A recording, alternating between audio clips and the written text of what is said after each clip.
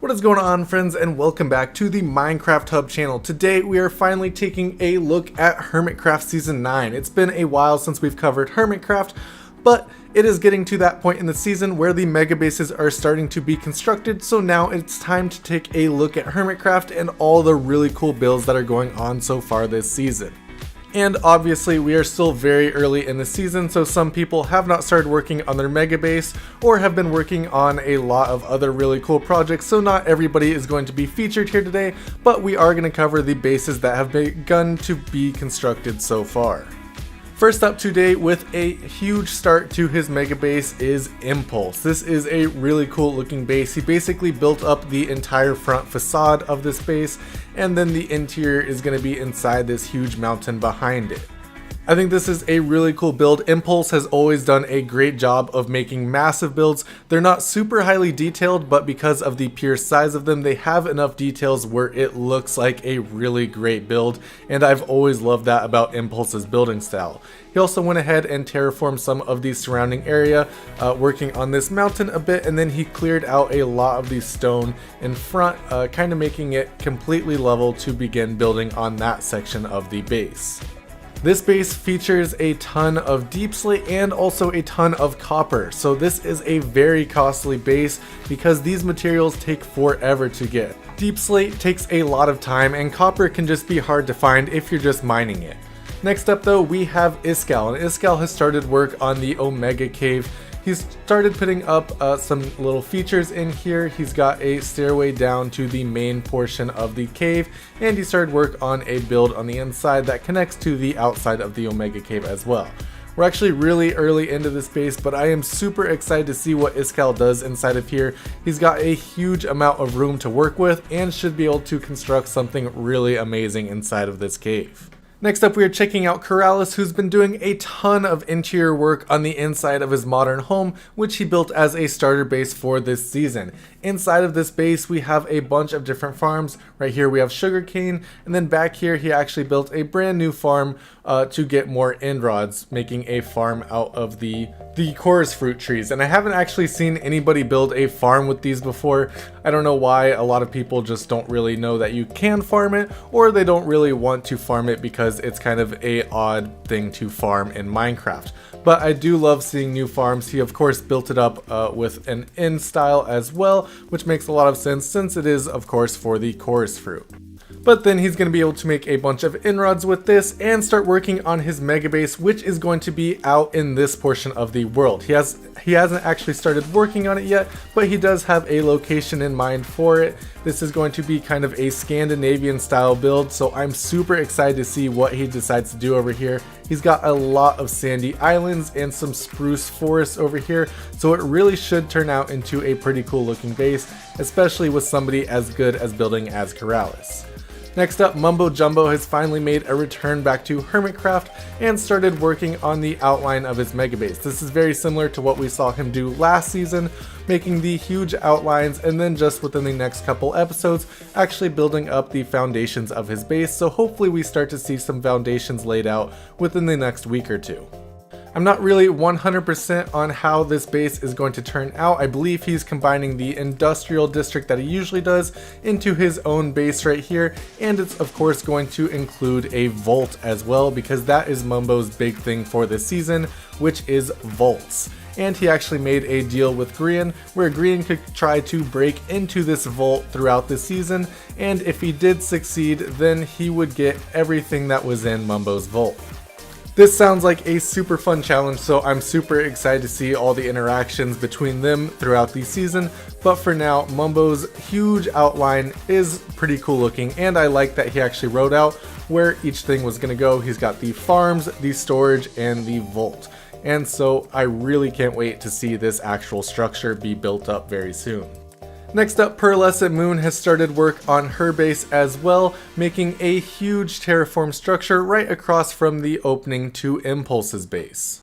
Pearlescent Moon is so good at terraforming. I absolutely love all the different colors and shapes that she makes. Really, this one right here has a lot of different overhangs, which I think is super interesting. Really makes for a very cool environment to build something over here. And of course she ties in a lot of green and orange, which is super interesting. It makes a break from the standard Minecraft kind of world generation that you see, and really makes this a unique looking spot to build her base. This isn't even what she's doing for her base, this is just the foundation for where her base is going to go, which is really amazing because you can really do a lot with this type of land. I'm not 100% on what she plans to do up on these different cliffs and overhangs, but I am super excited to see what ends up going in these spots. Scar has been taking on a lot of different projects this season, one of which is the Cookie Empire, and right here is actually the kind of trading hall I believe that he built up for the Cookie Empire, of course with its own custom tree as well to tie in with his starter base, which is right next to this. This is a really cool looking tree. I think it looks kind of creepy, and it of course features a big cookie to go along with the Cookie Empire. This is a really cool looking build though. Scar is great at these large builds that have a ton of detail, and I really love his time lapses because you really see the process he goes through building these types of things. And of course, we all know that Scar has an insane creative world where he actually goes and tests all of these builds before building them into survival, which I find insanely impressive because honestly, I can't do test builds. I just have to go in and start building in survival and see what I end up with and take it from there. Test worlds really just don't work out for me, so I love seeing test worlds like Scar's because it's so impressive the amount of work he does before he actually gets to the actual build. Another project of Scar's this season was this huge boat over here. This is also going to be a part of the Cookie Empire. I believe there is a farm above this that drops down into the boat, which was why it was built right here. But he decided to actually make a huge hurricane above this boat, and the eye of the storm is where those farm drops are going to drop right through. This is an emerald farm, I believe, a raid farm, so all of that is just going to drop right through the center there down into the boat where he has a storage system set up. This is a really cool build. I've never seen anybody build a storm like this. Different layers of glass going up into the sky, and unfortunately he did run into some problems with render distance and how the glass textures actually rendered out, but he did finally end up finding a fix for that by just lowering his render distance a bit, so it does look very nice. Hermitcraft continues to amaze me with the amount of unique builds that you see on this server. Never before have I seen anything like a giant hurricane above a ship that was built on a custom lake as well, so these things are really just all the more impressive. Next up we have Stress Monster also expanding her base, and this one is actually to cover up a farm that she has right in the middle here, which is a small iron farm. And so basically the last two builds are just finding unique ways to design farms, which I absolutely love seeing. This, she decided to go with actually building up a tree around this. This was just the main portion of the tree, and then she went about expanding it, adding in a bunch of details, and then making sure that iron golems wouldn't be able to spawn on any other blocks by placing down some brown wool and things like that on top. I love seeing farms get covered up like this though. I think it's super interesting, making a farm that's supposed to be super industrial and making it inside of something so you can't actually see the kind of ugliness of the farm that's on the inside. I'm definitely super excited to see Stress Monster's actual mega base for this season though. As we know, she did take off last season for some personal reasons, but hopefully we get to see many more builds from her this season. Next up, we are checking out XB Crafted, who is working on a base down in the caves, and I absolutely love seeing this. Of course, we're in the new 1.18 update with this season, so we do get to see some unique builds with all the new terrain generation. A lot of people on these servers seem to be going for the different cliffs and things like that, and we're not seeing a ton of cave builds, but fortunately Iskal and XB are working on some cave bases. I think this thing looks so cool. I haven't actually seen a massive base like this down in the caves yet, so seeing XB working on this, I think this is such a cool base, and he's got a couple different woods tied into it with some oxidized copper as well. I think this is going to be a very cool base, especially with all the deep slate and the lush cave biome around it. Zombie Cleo has been working on a few different things as well. This ruin structure up here, which of course looks so cool, which she then went about adding in some custom armor stands as well. The other build that she's done so far this season is the giant snake, which you can kind of see to the left right there. I think that snake looks insanely cool. Obviously, it's very terrifying for people like Scar on the server, but it is still a very cool build, and I love these ruins as well.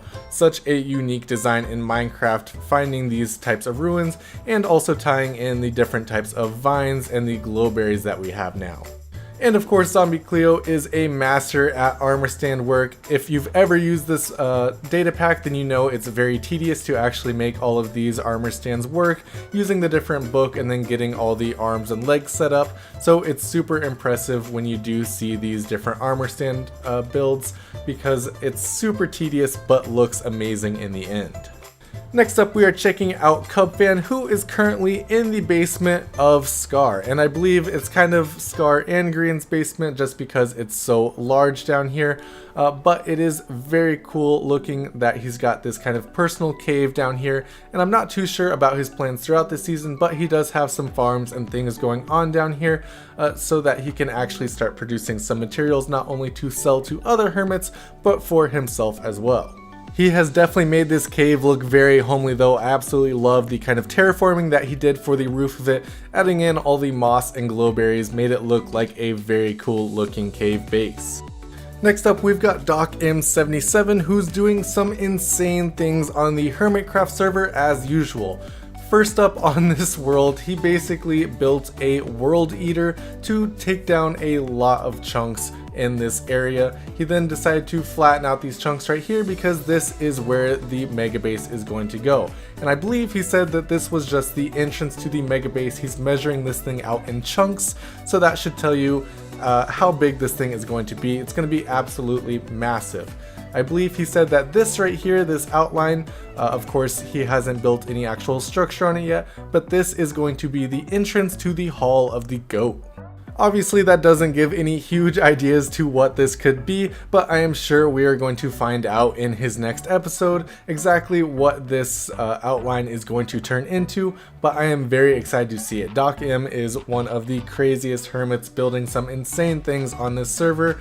Of course, he's standing on a world eater right now, which I don't believe has ever been built on a Hermitcraft server before.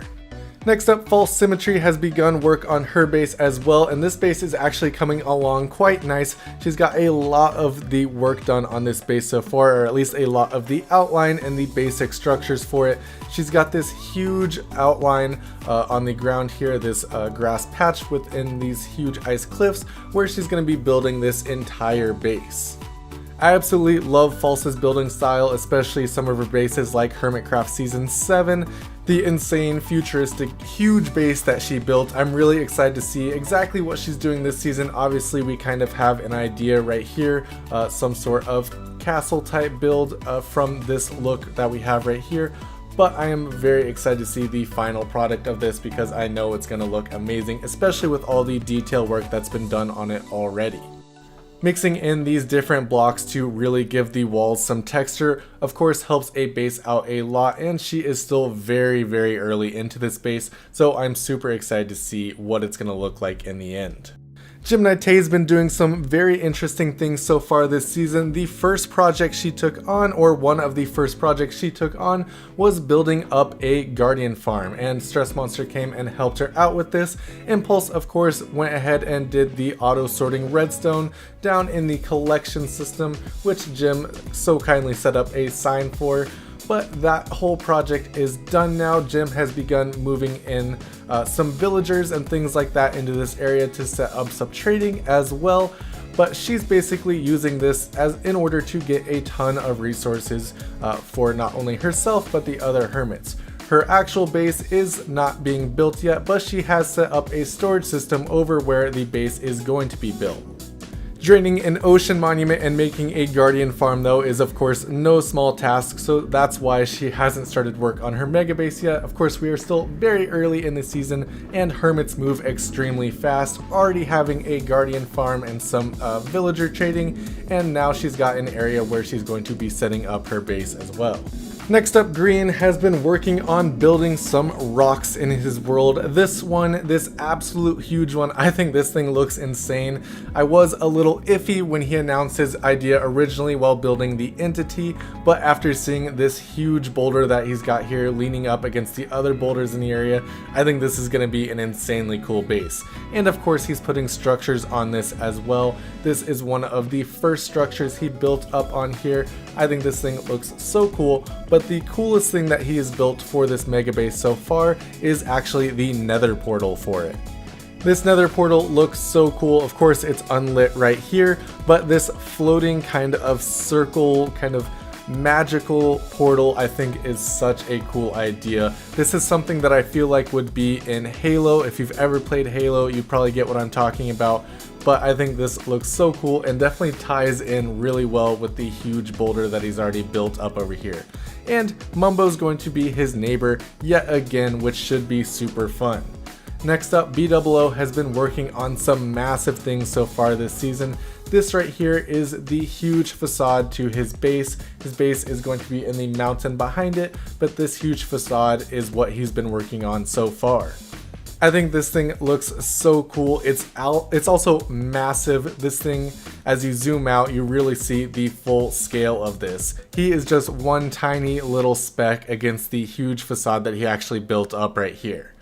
But that is all that we have time for today. I know I didn't show off all the hermits, but hopefully we get some more mega base progress very soon. We will be doing more of these videos as the hermits continue to build up their bases. But thank you guys so much for watching. If you enjoyed this video, be sure to drop a like on it, and if you're new to our channel, hit that subscribe button as well so you can check out the rest of our content, and of course the future mega base progress videos for the Hermitcraft server.